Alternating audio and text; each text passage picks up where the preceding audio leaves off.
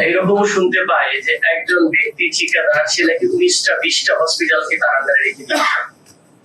তাহলে যদি একজন ব্যক্তি 19টা হসপিটাল নিয়ন্ত্রণ করে, তাহলে এরকম 3 জন ব্যক্তি 64টা হসপিটাল নিয়ন্ত্রণ করে রাখে। আমরা যখন সংসদ সদস্য হই, আমাদের কাছে সবচেয়ে বেশি সোশ্যাল মিডিয়াতে লেখা হয় আমাদের এখানে ট্রিটমেন্ট পাওয়া যায় না, ডাক্তার সংকট এবং ঔষধ সংকট বলা হয়। পরে খোঁজ নিয়ে দেখলাম যে এখানে ডাক্তারদের না বাইরে আরেকটা গোষ্ঠী আছে যারা মূলত এই হসপিটাল গুলাকে ডাক্তারকে ডিসফাংশনাল করে রাখে।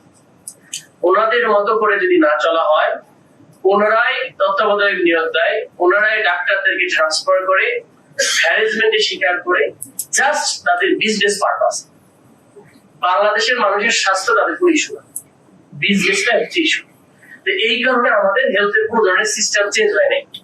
বরং ওই সিস্টেমে যদি না ঢোকেন আপনিও টিকবেন না আর কি। এটাতে গেল একটা।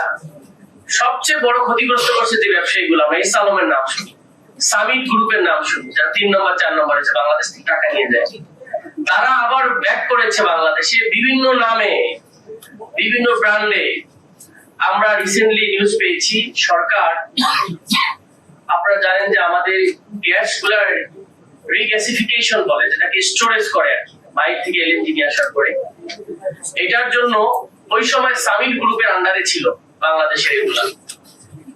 এখন যেহেতু সামিট গ্রুপের নামে মামলা করেছিল বিপিসি, সে মামলা উইথড্র করছে রিসেন্টলি কোন এক অদৃশ্য কর্মকর্তা, যে 7 বছর ধরে নাকি ওই আপনার বিপিসি তে ছিল, সেক্রেটারি ছিলেন, একজন জয়েন্ট সেক্রেটারি।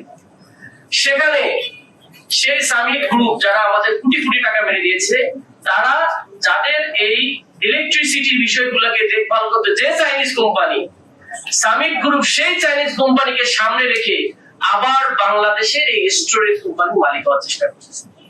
আমরা এটাও শুনতে পাই এস আলম নাই, কিন্তু এস আলমের বিআই আবার রিসার্ফেস হয়েছে বাংলাদেশে, উত্তর ব্যাংকে নাকি নতুন করে ফিরে এসেছে। তাদের সবকিছু ইন্টারেস্টিং চলমান রয়েছে। তাহলে এই বাংলাদেশের মানুষ যে জিনিসটা চেয়েছিল ফেসিবাদ বিরোধী শক্তিদের, খুবই দুঃখ লাগে। মাওলানা সাঈদীর ভাষায় বলতে হয় যে প্রধানমন্ত্রী আমরা আপনাদের শত্রু নই, আমরা কম্পিটিটর, আমরা বাংলাদেশ করতে চাই। আপনাদের যদি কোনো খারাপ জিনিস থাকে, অপশাসন থাকে, অনিয়ম থাকে, সেগুলোকে অবশ্যই যৌক্তিকভাবে আমরা কথা বলবো। আপনারা যদি 5 মাসের মধ্যে সারা দেশে একদলীয় স্টাইলে সব প্রশাসক মানে নিজের লোকজনকে সচিব বলা, একেবারে এডিশনাল সেক্রেটারি বসান, রাষ্ট্রের তো কিছু থাকবে না।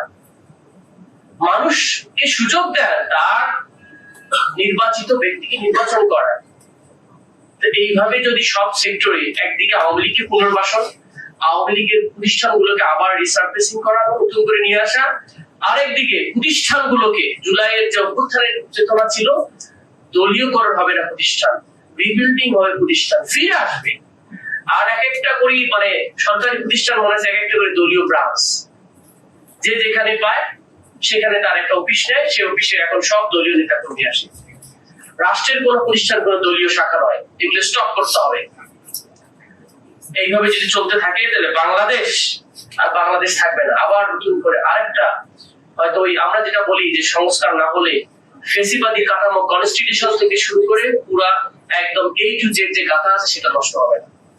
আমরা আহ্বান জানাবো সরকারকে, বিশেষ করে হেলথ সেক্টরে বরাদ্দ বাড়িয়েছে, আমরা ধন্যবাদ জানাই। কিন্তু এই জিনিসটা যে শুধুমাত্র ইনফ্রাস্ট্রাকচার ডেভেলপমেন্ট হবে নাকি ডাক্তারদের জন্য পর্যাপ্ত বরাদ্দ থাকবে, এটা আমার খুব কনসাস জায়গা।